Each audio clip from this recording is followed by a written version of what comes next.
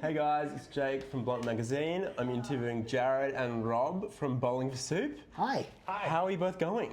Things are good. Man, I love this how are you going thing. So I don't How you going? How I you didn't going? remember that from the previous times that we were here, and I started doing press for this festival a couple of months ago, and everybody would say, Jared, how you going? How you going? And I'm just like, I think I'm gonna just start using that. Like, how you going? One time we went to Canada back in the day and we did an interview with Fuse. And the guy came up to us and he just goes, man, okay, hey guys, how's it going? How you sleeping? And I was like, what a great way to approach. What a great intro to a conversation. How you sleeping, brother? And it's like it means they care. They care. Right? Totally. Yeah, 100%. it's definitely one of those things where you're just like, man, he really does care about me. I love it. Have you guys picked up on any other Aussie slang, like while you've been here? Like g'day, has you guys anyone said g'day yet? Well, that's a thing. That's a thing that we know over there as being as that g'day. Because like hello. Can you guys do Aussie accents? No. Yeah, it's a really hard one for us because we impersonate English people a lot, and it starts to blur a line. And it's really strange because it's South African and Australia are a lot alike. Do you think so? Yeah, totally. From our perspective. Really? From our perspective, okay. yeah. Interesting. Yeah, but yeah. Yeah. So you guys just played before. I saw some pictures. Yeah. It looked wonderful. It was How wonderful. was the set? Yeah, we haven't been here in 10 years. And Really? Has it been 10 years? Yeah, it's been 10 years since we Does did it feel the same?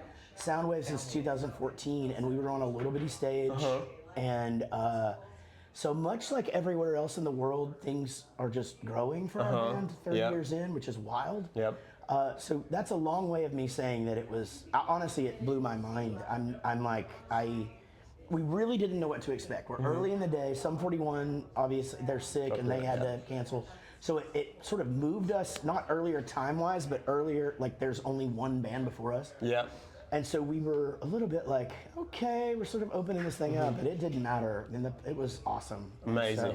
And everybody sang every word. And what were the songs that hit the most, do you reckon? Well, it's 1985? 1985, Girl the Bad Guys Want, Almost, Ohio, Phineas and Ferb.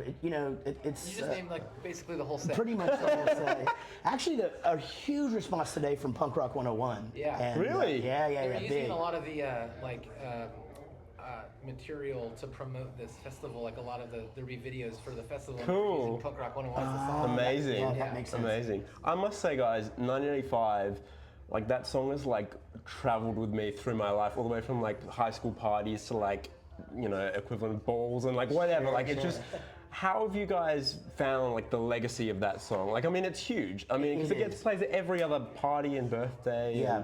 It's one of those things where, I think as a band, there's several things that you don't really set out to do, but if you achieve it, it's fairly magical.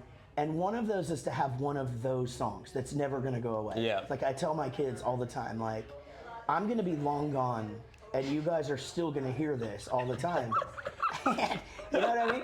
And so it's sort of like how we're gonna live forever, I think. Like it's like for generations after us, people are gonna do it. And I don't mean that to seem, because I'm just as surprised as everybody else that we managed to pull that off. Yeah. But like when you hang out with our buddies Lit, and you're just like, you guys have one, and you and Sum 41, they've got one, and it's obvious Green Day has 25 of them. But you know what I mean? But still, it's like you strive to when you're a little kid, you're like, I want to tour Japan. Yeah. I want to have a greatest hits album, and I just want to have one of those songs that lives forever. And we've done all that. Yeah. And so it is really cool. It's an interesting point, actually. Like when you guys were sort of starting out the band, did you ever expect that it would get to this point? Did you ever think you'd be sitting here in Australia at Good Things Festival? No, because this band was started like. So again, we sort of had the dream as kids separately, and then we all went to college. What'd you study? Marketing and psychology. Whoa, Yeah, okay, slightly different. What about you? Visual arts. Nice. Are you a good artist? No. He is. Yeah, he is. In fact, for those of you who were at the show, he drew our backdrop, and he's really? Yeah, he's really, really good. Amazing. He's being silly, but yeah, that's the thing is. We started this band after Chris and I had just graduated college. Yeah. And so the dream was kind of done. Yeah. It was really just something to do to keep us out of trouble. We were in a small town, Wichita Falls, Texas, and And you know, and it as it got legs, it still was one of those things where it's like, this could end tomorrow. Yeah. I still say that to them all the time, and I know that it's ridiculous at this point. I mean, it could, but it's like you have to enjoy every minute of it. Yeah. And so there was never a thing about like, oh man, we're gonna make it, we're gonna be huge. Yeah. We never discussed that. Yeah. It was never a thing. It just and what's crazy is, especially if you went back 10 years ago or whatever, and we're here and we're enjoying this, and it's all great. You couldn't have said to me, in 10 years you'll come back and it's gonna be massive, and now the response is gonna be tenfold. Totally. And it really has been. Interestingly enough, why are you guys called Bowling for Soup? I've long wondered that whenever you guys are coming on a party. Why Bowling for Soup? Well, Hoobastank was taken. Okay. And so,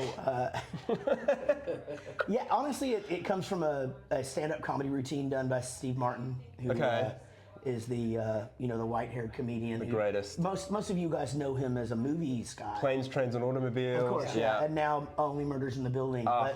But what people don't always know is in the 70s, he's the first ever American arena comic. He's the first ever guy to do stand-up comedy in an arena.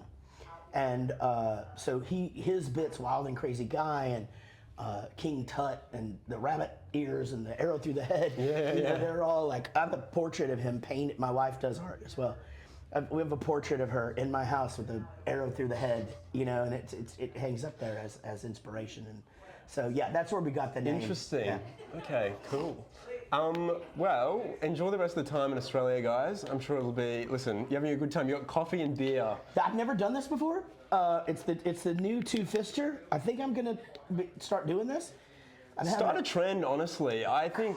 What kind of coffee? Black coffee? Oh yeah. Okay, black coffee all the way. I feel like a cappuccino wouldn't go as hard. I feel like black coffee and that. Yeah. You're talking. It's black coffee and Cooper's Lager. Are you guys enjoying the beer out here? Last great. question. We Great loved it. beer. Yeah, We loved it. Quite different American beer.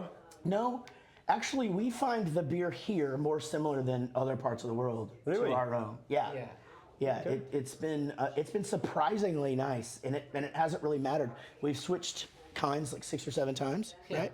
And it's all great. So amazing. Yeah, but it's awesome. So thank you. It was lovely to talk to you guys. Thanks for having us, Blunt. Yes. Let me be blunt about this. That was awesome.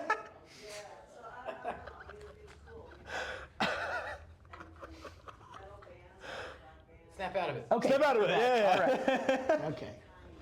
Anyway, thanks, guys. Thank you, Lovely to meet you. Appreciate it. Lovely to meet you. Hell yeah. Hell yeah.